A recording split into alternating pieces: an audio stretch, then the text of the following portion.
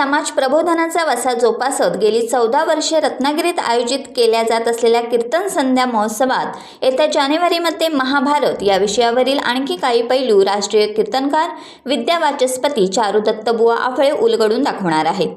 यंदाचे या कीर्तन महोत्सवाचे 15वे वर्ष आहे. कीर्तन संध्या परिवारातर्फे आयोजित पत्रकार परिषदेत ही माहिती देण्यात आली. त्यानुसार सन 2012 पासून गेली 14 वर्षे कीर्तन संध्या महोत्सवात भारताचा दैदिप्यमान इतिहास लोकांपर्यंत पोहोचवण्याचे काम जाणीवपूर्वक केले जात आहे.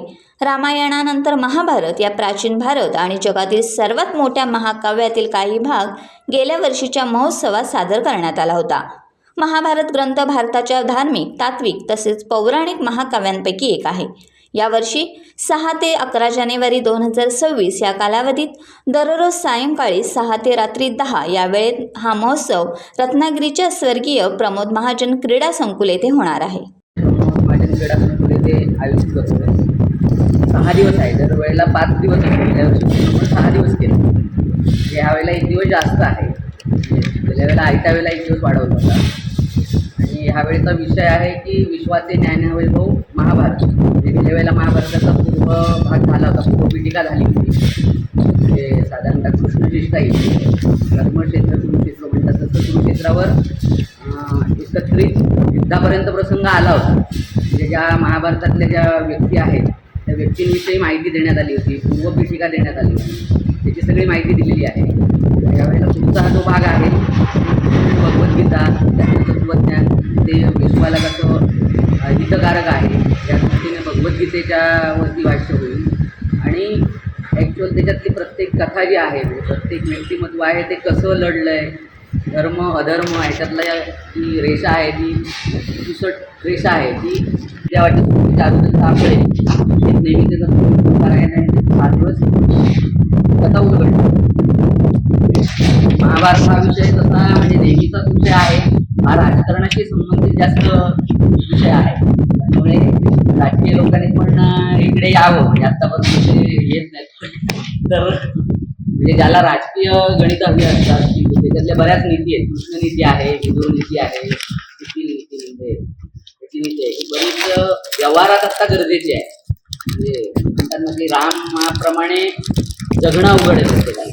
रामाप्रमाणे जगू शकतो.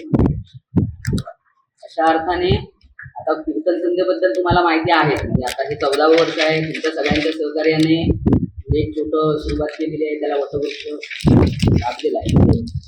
बाकी माहिती दिलेली आहे त्याच्यात. आतापर्यंत कीर्तन संध्येबद्दल सांगायचं झालं तर रत्नागिरीकरांच्या सहकार्याने मीडियाने मोठी भूमिका त्याच्यात घेतलेली आहे. की वेगळा दृष्टिकोन महाराष्ट्रातला एकच ठिकाण आहे. सलग 14 वर्ष आयोजन झालं आहे. भव्य कीर्तन क्रीडांगणावर एकच बुवा आहे. एकच बुवा आणि विषय क्रमाक्रमाने उलगडणारे हे आहे. शिवचरित्राने आपण सुरुवात केली. त्यानंतर शिवाईचा काळ, योद्धा भारत, राजपुतांचा इतिहास आला होता, 1857चा इतिहास, त्यानंतर स्वातंत्र्य समर, त्याच्यानंतर क्रांतिकारकांचा सगळा 1857 आला. त्यानंतर 47 नंतर ज्या लढाया झाल्या त्या लढायांचा एकत्रित भाग करून तोही घेतला होता. म्हणजे अगदी आपण 65-71 लढाई, त्यानंतरचा कारगिल हीपर्यंत आपण सगळा भाग कव्हर केला.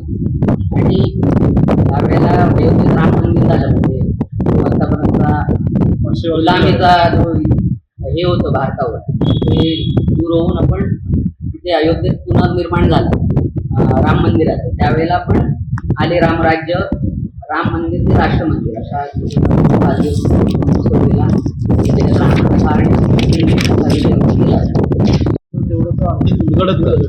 आणि कसं असतं की एखादी नुसती गोवा बोलले की ही घटना आहे. घटना म्हणजे काय हे ती कळायला लागतं ना. सगळ्या गोष्टी सांगणं शक्य नसतं. आता काय गोवा नेहमी उदाहरण देतात की काका पुतण्याची वेळ. हे कुणाला सांगितलं तर शिवाजी महाराजांना सांगितलं की औरंगजेब आला ही काका पुतण्याची भेट आहे. पण शिवाजी महाराजांना माहिती पाहिजे ना की काका पुतण्याची भेट म्हणजे काय. म्हणजे आपण पेशवाईतले काका, कुठले काका, ती महाभारतातली कथा आहे.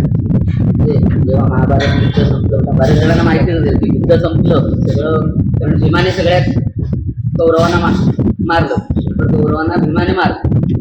तर यावेळेला धृतराष्ट्र बऱ्याच व्यक्तिरेखा उघडलेल्या आहेत. अर्धा बातम्या परिस्थिती होतात किंवा त्याच्या आई जे उपस्थित नव्हते ते बाहेरून माहिती घेतलेली आहे, ती गेलेली आहे. आम्हाला देतात जे आले तेवढे मी दिली.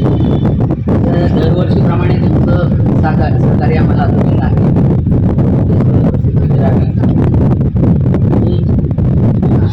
त्या अनुषंगाने गेल्या वेळेला आपण एक 18 लेख घेतले होते महाभारत, कारण तिथे 6 दिवसात सांगणं तसं कमी आहे, कारण मोठा ग्रंथ आहे, तो सगळ्यात मोठा ग्रंथ महाभारत आहे. तर म्हणून आपण धनंजय चितळेचे आहेत प्रवचन. तर अपरिचित महाभारत अशा ती लेख मला गेल्या वेळेला आपण 18 दिवस केली होती, तशीच यावेळेला आपण करतो.